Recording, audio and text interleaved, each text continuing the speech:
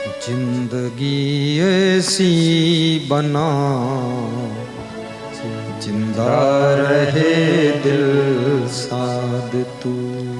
जिंदगी ऐसी बना जिंदा रहे दिल साद तू।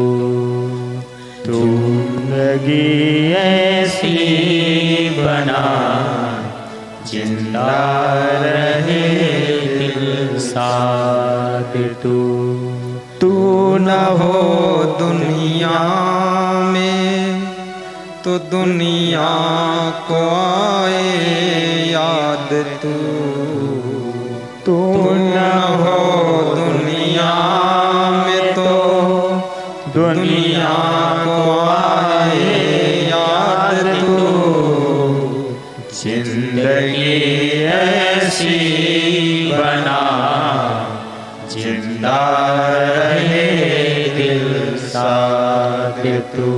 जिंदगी ऐसी बना जिंदा रहे दिल साथ तू।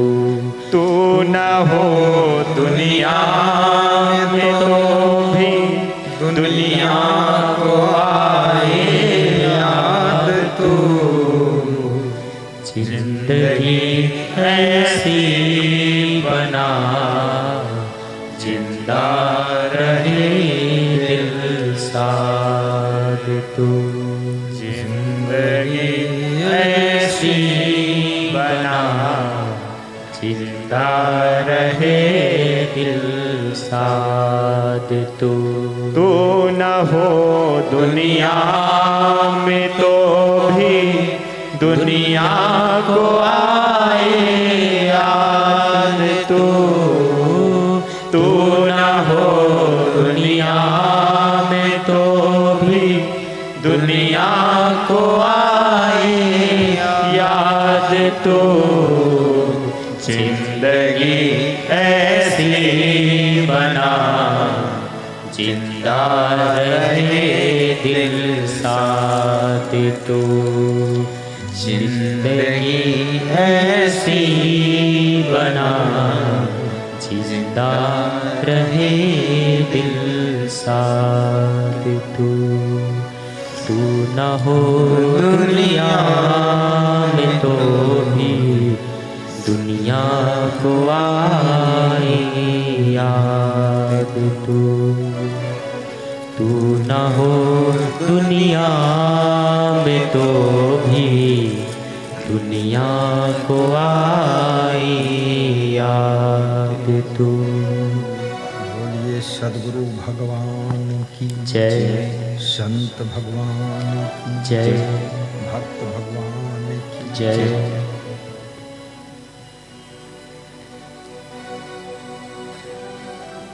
आज सत्संग में 5 संकल्प लेकर जाना। नंबर 1,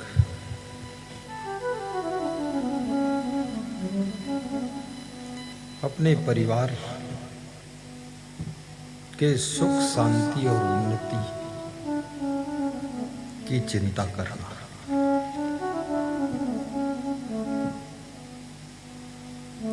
नंबर 2,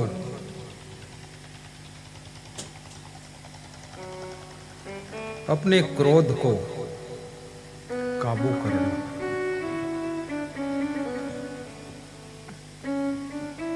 ऐसा स्वभाव बनाना पड़ोसी भी गुणगान करे।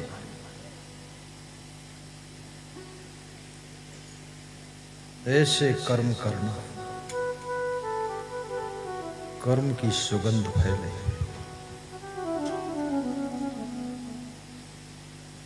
ऐसा चरित्र बनाना कि लोग तुम्हारे चित्र को बनाना शुरू कर दें। आज मैं लक्ष्मी नारायण साहू जी के मार्डन स्कूल में गया था। गांव में जो स्कूल, उनकी इच्छा थी मेरे घर चरण पूजा में चलो। वहां एक शिक्षिका ने एक रंगोली बनाया, फूल बनाए और फूल के पड़ोस साइड में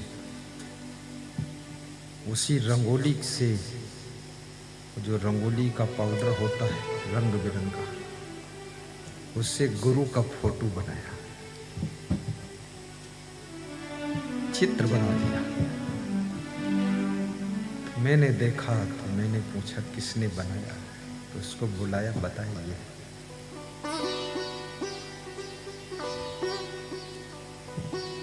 कला हमेशा आपको यशस्वी बनाती है। चित्र का दर्शन उसी के चित्र का दर्शन लोग करते हैं जिसका चरित्र उत्तम होता है, जिसका चरित्र उत्तम होता है।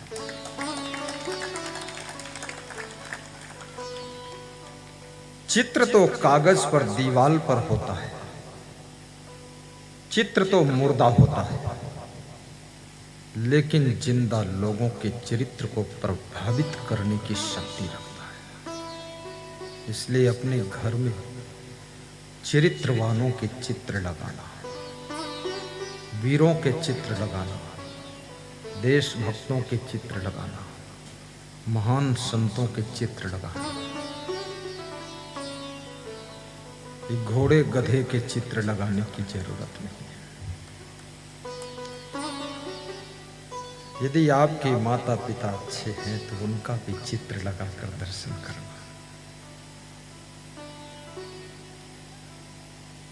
चित्र चरित्र को झंकृत कर देता है। तस्वीर का दर्शन आपकी तकदीर को बदलने की भी सामर्थ्य रखती है। पूजा भी कीजिए। तीसरी चीज संकल्प लो, अपने घर में भी छोटा सा मंदिर बनाइए। उस मंदिर में जिसको आप मानते हो इष्ट, उसका फोटो रख लो, थोड़ा पूजा करो। कल हरिप्रिया के यहाँ मैं गया था तो उन्होंने अपना मंदिर दिखाया। लाइट जलाई तो भगवान का फोटो आया, लाइट बुझा दी तो फोटो गायब हो गया। कुछ ऐसे ढंग से सेटिंग था, बड़ा अच्छा लगा। पूजा से मन को शांति मिलती है, ध्यान से मन में शांति आती है। थोड़ी देर ध्यान भी किया करो। ये आफा काफा लाफा जाफा संसार की घुड़दौड़ में, अंधी दौड़ में इतना बेताब क्यों हो? 5 मिनट ध्यान भी कर लो, थोड़ा समय निकाल कर प्रवचन भी सुन लिया करो। गांव में जो बड़ा मंदिर हो, सप्ताह में एक दिन बड़े मंदिर में ग्रामवासी सलाह करके प्रोग्राम रखो। संडे को शाम को भजन कीर्तन हो जाए, प्रसाद बट जाए, गांव के लोगों का मिलन जुलन हो जाए। गांव में इसलिए रहा जाता है कि गांव के लोग हम संगठित रहें, आपस में प्रेम के धागे में बंधे रहें। वो सत्संग, भक्ति और मंदिर ही आपको जोड़ सकता है। गांव में भी बहुत ईर्ष्या द्वेष फैल रहा है। एक दूसरे की टांग खींचने में लोग कसरत कर रहे हैं। तुम कितनी भी उन्नति कर लो, गांव के लोग तुमको धन्यवाद देने शायद ही आएंगे। राष्ट्रपति महोदय हमारे आश्रम आए तो कह रहे थे, राष्ट्रपति तो बन गए लेकिन जन्मभूमि गांव के लोग धन्यवाद नहीं दे पाए। एक ही मित्र था, वो धन्यवाद दिया। तुम ऊंचाई पर चढ़ते हो, बहुत से लोगों को दुख होता है। तुम नीचे गिरते हो, बहुत से लोगों को खुशी होती है। पर दुखेन यो दुखी सुखो यश परस्त्रियः संसारे अस्मिन् सह विज्ञेया साक्षात् देव हरि स्वयं ईर्षु घृणी न संतुष्टा क्रोधनो नित्य संकिता पर भाग्योपि जीवी चा खड़ेते नित्य दुखिता। जो दूसरों के दुख में द्रवित होता है, दूसरों के सुख को देखकर धन्यवाद देता प्रसन्न होता है, वो इस संसार में पद्म पुराण का ऋषि कहता है साक्षात हरि भगवान के समान जानने योग्य होता है। वो भगवान का दूसरा रूप होता है जो दूसरे के सुख में खुश होता है और दुख में दुखी होता है। भगवान का लक्षण। चौथी चीज, कोई नशा न करना। धन कमाना कठिन है, धन को बचाना और कठिन है, धन को सही जगह खर्च करना बहुत कठिन है। धन कमा लोगे, धन बचा लोगे, लेकिन तुम्हारा बचाया हुआ धन तुमको बचने नहीं देगा, तुमको दारू मांस मछली होटल टोटल में गिरा देगा। इसलिए धन की विकृतियों से बचने के लिए सत्संग से जुड़ जाइए, अन्यथा तुम्हारा धन तुम्हारे पतन करने में बहुत मदद करेगा। धन से क्या नहीं हो सकता, कुकर्म दुष्कर्म। इसलिए धन कमाइए, लेकिन साथ साथ में सत्संग से जुड़े रहिए, अन्यथा धन तुम्हें भ्रष्ट करने में मदद करेगा। और धन अच्छे तरीके से कमाइए, गलत तरीके से नहीं। गलत तरीके से कमाया हुआ धन आपको शांति और चैन लेने नहीं देगा, और नीति के तरीके से कमाया हुआ धन आपके जीवन को भी धन्य कर देगा। प्राप्ते तु एकादशे वर्षे मूलम शीघ्रम विनश्यति अन्यायोपार्जितम द्रव्यम 10 वर्षाणि तिष्ठति। प्राप्ते तु एकादशे वर्षे समूलम शीघ्रम विनश्यति। नीति शास्त्र कहता है अन्याय से कमाया धन 10 वर्ष तक रहता है। 10 वर्ष के बाद तुम्हारी घर की पूंजी भी लेकर विदा हो जाता है, बर्बाद कर जाता है। इसलिए धन धर्म की राह पर चलकर ही कमाओ, गलत तरीका मत अपनाओ। अभी छोटा सा उदाहरण दे रहा हूं।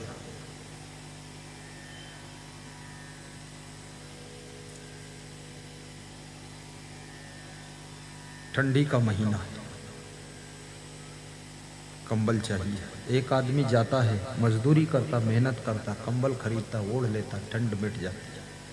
दूसरा जाता है, किसी से मांग कर ले आता है, कंबल ओढ़ लेता, ठंड मिट जाती है। तीसरा आदमी जाता है, किसी का कंबल चुरा कर लाता है, ओढ़ लेता है, शॉर्टकट रास्ता अपना लेता है और उसकी ठंड मिट जाती है। लेकिन जो मेहनत करके धन कमा कर कंबल खरीद कर ओढ़ा है, वो कंबल के अंदर निडर होकर सो रहा है, उसको डर नहीं है किसी का कंबल। जो मांग कर कंबल लाया है उसको थोड़ा सा संकोच है कि कंबल वाला कहीं ये न कह दे तुम कंबल भी नहीं खरीद पाए, हमने कंबल आपको दिया, इज्जत ले डालेगा, संकोच है। लेकिन जो चोरी करके कंबल ओढ़ा है तो शरीर की ठंडी तो खत्म हो गई है, लेकिन उसके दिल में ठंडी लगना शुरू हो गई है। डर है, भय है, कंपन है कि कहीं जिसका कंबल है देख लेगा तो मुझे कंबल भी देना पड़ेगा और बेइज्जती भी कर डालेगा। याद बोलिए सद्गुरुदेव की जय। इसलिए अन्यायोपार्जितम द्रव्यम, रुपया जो कमाते याद रखें वे सभी अन्याय से कमाया धन फलता न है कभी। वह कहते हैं कि सुन लो मेरा है ये संदेशा, अन्याय को कर्मों से बच के रहना हमेशा। प्रिय ध्यान रहे न्याय ही करते हैं प्रभु सदा, जितना लिया है उसी का करना होगा अदा, करना होगा अदा।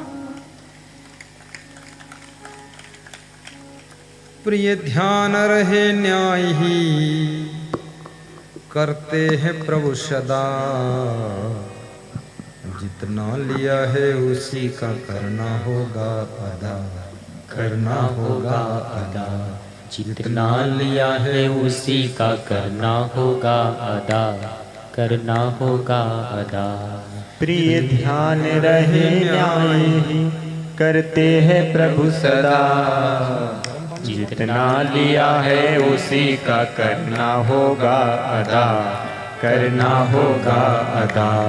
जितना लिया है उसी का करना होगा अदा, करना होगा अदा। ये उस समय की बात है।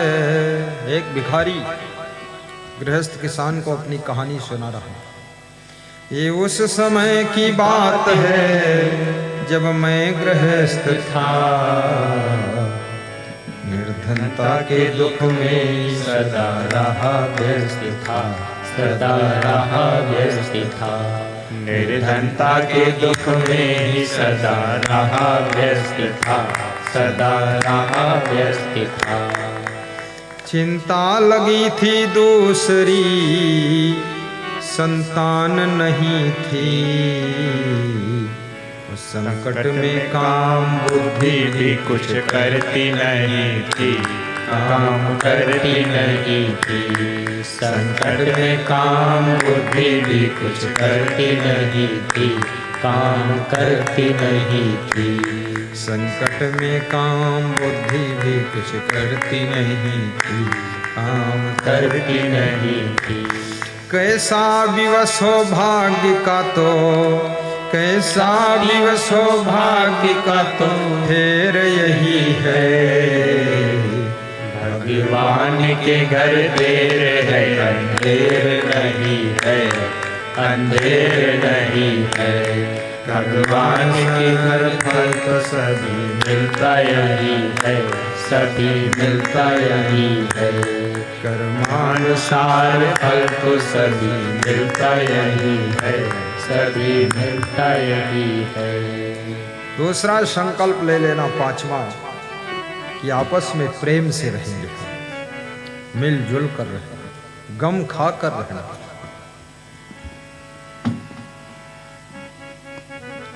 घर के सदस्यों को प्रसन्नता दीजिए, कलह कलेश मत कीजिए, गाली मत बकिए, आलस्य मत कीजिए, दौड़ दौड़ कर काम कीजिए, कर्मयोगी बनिए, कामचोर मत बनिए। घर को स्वर्ग बनाइए, नरक मत बनाइए। बूढ़े माँ बाप को ही हंसाइए, अपने सास ससुर को हंसने के लिए कोई कहानी भी सुनाइए। तुमने ऐसी कहानी रच दिया कि सास ससुर भी रो गए। तुमने ऐसी कहानी बना दी कि तुम्हारा पति भी बेहोश है। सास ससुर बहुत दुखी है। कितनी बहुओं ने, पति बोलता है बम बम, तो उनकी पत्नी ऐसी आई है वो फोड़ देती है एटम बम, बम बम एटम बम, पूरा घर तबाह हो गया। दूसरों को रुलाने वाले लोग कभी सुख नहीं पा सकते हैं। दूसरों का अपमान करने वाले लोग सम्मान कभी नहीं पाते हैं। और दूसरों को खुशियां बांटने वाले लोग कभी दुखी नहीं हुआ करते हैं, कभी दुखी नहीं हुआ करते।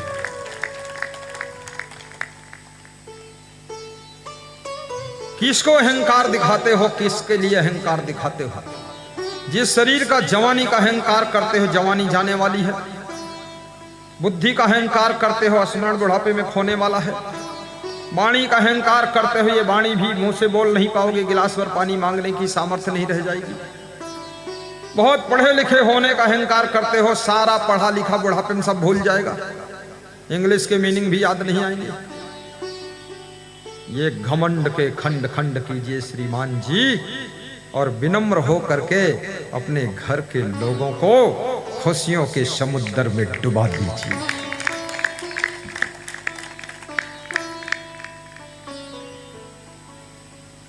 सहयोगी बनकर जियो।